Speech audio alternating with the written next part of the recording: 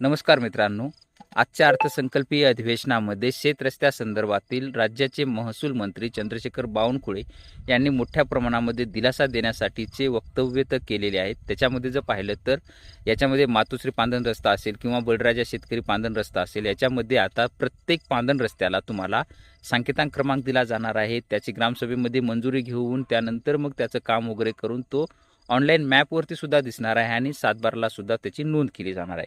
नेमकं ह्याच्यामुळं शेतकऱ्यांचे वाद कसे मिटणार आहेत, ह्याच्यामध्ये सविस्तर कशी माहिती आहे, काय म्हटलेलं आहे, सविस्तर आजच्या ह्याच्यामध्ये पाहणार आहोत. त्या ठिकाणी गाडी मार्ग, पाय रस्ते, शेतकऱ्यावर जाणाऱ्या पायवाट या सर्वांचं सीमांकन करण्याचा आपण निर्णय घेतला आणि यामध्ये ग्रामस्तरावर रस्त्याची यादी करणे, ग्रामस्तरावर झालेली यादी ग्रामसभेच्या ठरावासह तहसीलदारकडे सादर करणे, भूमी अभिलेख विभागामार्फत सीमांकन करणे, गाव नकाशावर असलेले व अतिक्रमित रस्त्याबाबत जी कारवाई करणे, जे रस्ते आहेत त्याचे अतिक्रमण आहे त्यांना अतिक्रमण काढणे, ग्रामीण भागातील सर्व प्रकारच्या रस्त्याच्या एकत्रित नोंदी घेणे, विशिष्ट सांकेतांक क्रमांक निश्चित करणे आणि जिल्हास्तरीय तालुकास्तरीय ज्या समित्या केल्या त्यामध्ये विधानसभाचे विधिमंडळ सदस्यांना आपण त्या भागाच्या अध्यक्ष म्हणून नेमलेला आहे.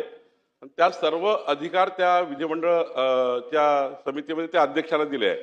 जिथे मंत्री आहेत ते मंत्र्यांनी या ठिकाणी त्या ठिकाणी ज्यांना ते अधिकार देतील त्यांना अध्यक्ष करायचा आहे. अध्यक्ष महोदय, यामुळे आता विधानसभेच्या सदस्याच्या अधिकारामध्ये आमचा प्रांत असणार आहे, त्यांच्या अधिकारात भूमी अभिलेख असणार आहे. सर्व जवळपास 8-9 विशेष अधिकारी या टीममध्ये असणार आहे आणि माननीय विधिमंडळ सदस्यांनीच आता संपूर्ण मासिक बैठका घेऊन या संपूर्ण रस्त्यांचं या ठिकाणी मुख्यमंत्री बळीराजा पांदन रस्ते योजनेमध्ये या ठिकाणी पूर्ण काम करून घ्यायचं आहे. सांकेतांक क्रमांक देण्यापासून रस्ता बांधकाम करण्यापर्यंत. तर अशा पद्धतीने संपूर्ण त्यांनी माहिती सांगितलेली आहे. तर हे लवकरात लवकर याची अंमलबजावणी होऊन शेतकऱ्यांसाठी एक ही आनंदाची गोष्ट आहे.